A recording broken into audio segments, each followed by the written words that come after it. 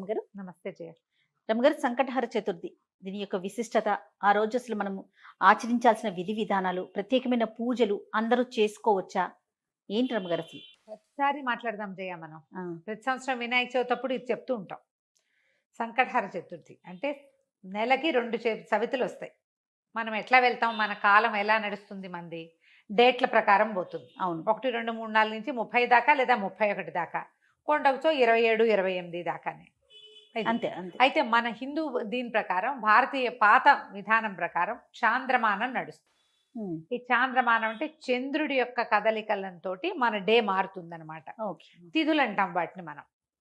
28 ఇవి ఎట్లా పోతాయి? 28 కాదు, పోనీ 29, 30 చేసుకుందాం దాన్ని. పాడ్యమి నుంచి మొదలు పెట్టుకుని పౌర్ణమి దాకా 15. ఓకే. అక్కడి నుంచి 16వ రోజు నుంచి మళ్ళీ పాడ్యమి నుంచి మొదలు పెట్టుకుని అమావాస్య దాకా. ఓకే.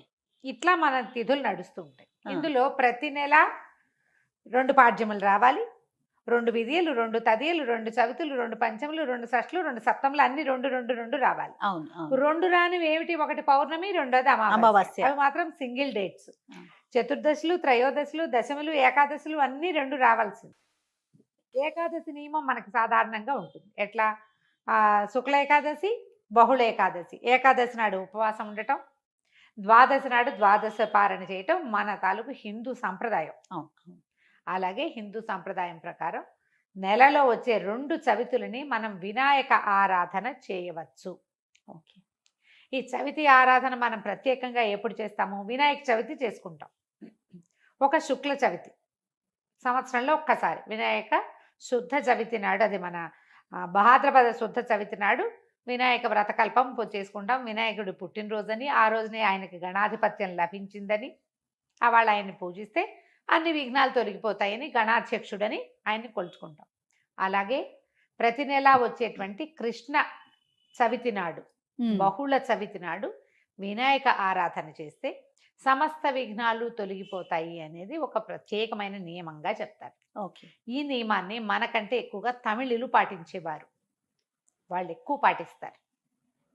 మనకి జాతకంలో కేతు ప్రభావం ఎక్కువగా ఉన్నా, ఏ పనైనా మొదలుపెట్టి ఎప్పటికీ అవ్వకపోతున్నా, పిల్లలు చదువుల్లో వెనకపడుతున్నారనిపించిన, దీనికి మన ఇంట్లో ఉండాలి వ్రతము నియమము ఏం లేదు. పెద్దవాళ్ళు చెప్పిందే చెయ్యాలి, మన ఇంట్లో లేకపోతే చేయకూడదు, అలాంటిది ఉండదు. సార్వజనీయమైన వ్యవహారం, ఎవరైనా చేసుకోవచ్చు. మనమే ప్రాబ్లమ్స్లో ఇరుక్కుంటున్నాం.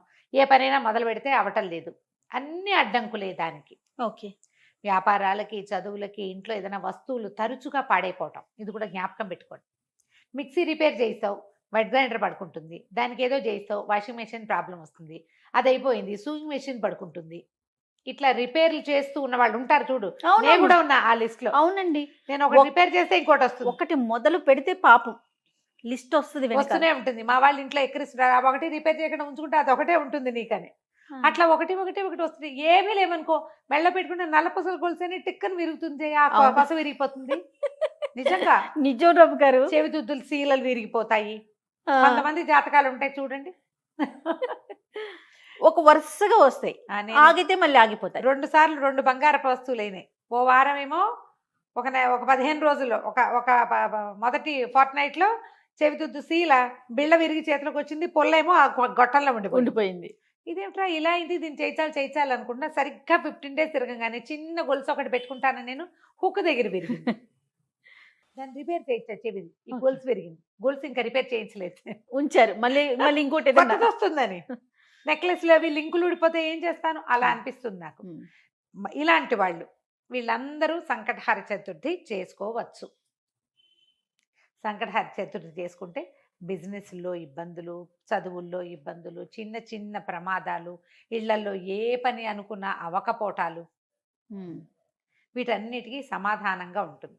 జాతకాల్లో అయితే మాత్రం కేతువు తాలూకు ప్రభావం ఉన్నప్పుడు, కేతువుతోటి ఇబ్బందులు పడుతున్నప్పుడు, గ్రహస్థితుల్లో కేతు ఉన్నప్పుడు కూడా మనం ఇది చేయమని చెప్తారు. ఏదైనా ఇంటి ప్రయత్నం చేస్తున్నప్పుడు ఆగిపోతుంది, అప్పుడు కొన్ని వారాలు మొక్కుకుని మనం కొన్ని నెలల పాటు చవితులు చేసుకోవచ్చు. ఈ చవితి చేసుకోవడానికి పెద్ద విశేషమైన చేత ఏమీ లేదు, సింపుల్ వినాయక పూజే. దీనికల్లా పగలు ఉపవాసం, చుక్కలు కనపడ్డాక భోజనం. ఆ చుక్కలు కనపడ్డాక ఉండ్రాళ్ళు కుడుములు చేసి బియ్యపు రవ్వతోటి చేస్తాం కదా, అవో మీ ఇళ్లలో ఎలాంటి అలవాట్లు ఉంటే పాల తాకలే పెడతాం వినాయకుడికి అని మీకు అలవాటు అనుకో, పాల తాకలు పెట్టండి, మన అలవాటు ప్రకారం పెట్టుకోవచ్చు. కుడుములో ఉండ్రాళ్ళు ఆయనకి నివేదన చేసి నమస్కారం చేసుకుని చంద్రుని చూసి అన్నం తినేసేయచ్చు. పగలు ఉపవాసం ఉండే సంకష్టి అంటారు మహారాష్ట్రియన్స్, కన్నడిగులు బాగా బాగా ఎక్కువ చేస్తారే? ఉంటారు. బాగా ఎక్కువ ఉంటారు. మన వైపు తక్కువ, కానీ మన వైపు కూడా ఇప్పుడు కనపడుతున్నారు బాగా. నాకు కూడా అలవాటు ఉంది, నేను చేస్తాం. అంటే కమ్యూనిటీ వైజ్ గా చేస్తారా రమ్మగారు? అలా అట్లా ఏం ఉందా? ఉండదమ్మా, అలా ఏం ఉండదు. ఎవరైనా ఇది ఓ చేసుకుంటారు. పెద్ద పూజా హడావిడి ఏం లేదు కదా, అది ఏకాదశిలానే, ఏకాదశి లాగానే. కాకపోతే మనం వినాయకుడికి కొలుస్తాం ఇది ఇప్పుడు. సంకటహార చతుర్థి. మనకి కష్టాలు ఇబ్బందులు ఉన్నప్పుడు రుణ విమోచన గణపతి స్తోత్రం అని ఒక ప్రత్యేక స్తోత్రం ఉంది. ప్రణమ్య శిరసాదేవం గౌరీపుత్రం వినాయకం ఇలా స్టార్ట్ అవుతుంది. ఆ స్తోత్రం చదువుకోవచ్చు. అబ్బే అవేవి రావండి, సుముఖశ్రీగదంతస్య కపిలో గజకర్ణికః మనకు వచ్చు కదా, అంతే. ద్వాదశ నామాలు అవి చదువుకోండి. వినాయకుడికి కొంచెం గరిక వాకిట్లో ఎక్కడైనా పెరళ్ళల్లో ఉన్న బాల్కనీ కుండీల్లో ఉంటే గరికని పెక్కండా ఉంచుతా నేను. ఉమ్. అవి వినాయకుడికి పెట్టుకోవచ్చు అని చెప్పి, అవును, బుధవారం అవును. నాడు పెట్టచ్చులే అని ఆ 2 గరిక పోచలు వినాయకుడికి సమర్పించడం, ఉండ్రాళ్ళు సమర్పించి నమస్కారం చేసుకోండి. ఇది చాలా మంచిది. మరి పసుపుతోటి వినాయకుడిని చెయ్యాలి అదేదో సిద్ధాంతంగా చెయ్యొద్దమ్మా. ఎంత సింపుల్గా అయినా చేసుకోవచ్చు. సాయంకాలం సమీపంలో ఉన్న ఏ దేవాలయంలోనే గణపతి చతుర్థులు చేస్తారు. అన్ని చోట్ల వినాయక ప్రతిష్ఠ ఉన్న ప్రతి చోట సంకటహర చతుర్థి పూజ చేస్తారు. వెళ్ళి గుళ్ళో పూజ చేయించుకోండి, హాయిగా ఇంటికి వచ్చి భోజనం చేయండి. అంతే. కుడుములు ఏమైనా ఉండి మీ గుళ్ళో వాళ్ళు ఒప్పుకుంటే, ఆ దేవాలయం పద్ధతిని బట్టి కదా, ఒప్పుకుంటే మీరే కుడుములు తీసుకెళ్ళి స్వామివారికి అక్కడ నివేదన చేసి అందరికీ ప్రసాదం పంచిపెట్టండి. వినాయకుడికి వచ్చిన బెల్లం ముక్క నివేదన పెట్టడం ఒక అలవాటుగా చేసుకోండి. మనకి ఇలాంటి సమస్యలు ఉంటే కనుక తప్పకుండా కొంచెం బెల్లం నివేదన పెట్టడం, వినాయకుడి కోసం ఒక దీపారాధన చేయటం, దీపం పెట్టుకోవటం, దీపం పెట్టగానే వినాయకుడికి సంబంధించిన శ్లోకం చదువుకోవటం, ఓ బెల్లం ముక్క ఖచ్చితంగా, నువ్వు పళ్ళు పెట్టు పాలు పెట్టు అవి ఏమైనా పెట్టుకో, వినాయకుడికి బెల్లం ముక్క పెట్టాలి. ఇలా నివేదన పెడితే మనకి చాలా సమస్యలు తీరుతాయి.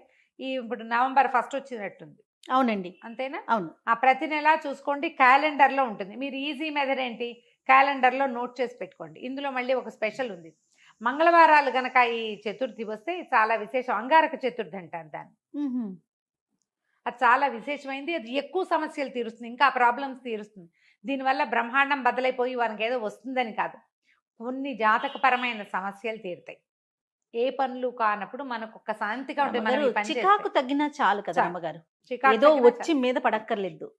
జస్ట్ మనకు ఉన్న ఆ చికాకు, ఆ బాధ, మనసు శాంతిగా ఉంటే అదే చాలు. అదే చాలు, అంతకంటే ఇంకేం ఆటోమేటిక్ గా అక్కర్లేదు. సమస్యలు పరిష్కారం అవుతాయి. అవును, అలా చేసుకోవచ్చు. మంగళవారం చతుర్థి వచ్చిందనుకో ఇంకా కంఫర్టబుల్గా ఉంటుంది. ఒక 40 చేయొచ్చు, ఇవి ఉమ్, ఉమ్. 40 చేయొచ్చు, 21 చేయొచ్చు, 5 నేను 7 లెక్క పెట్టుకుని కూడా చేస్తా చేయ.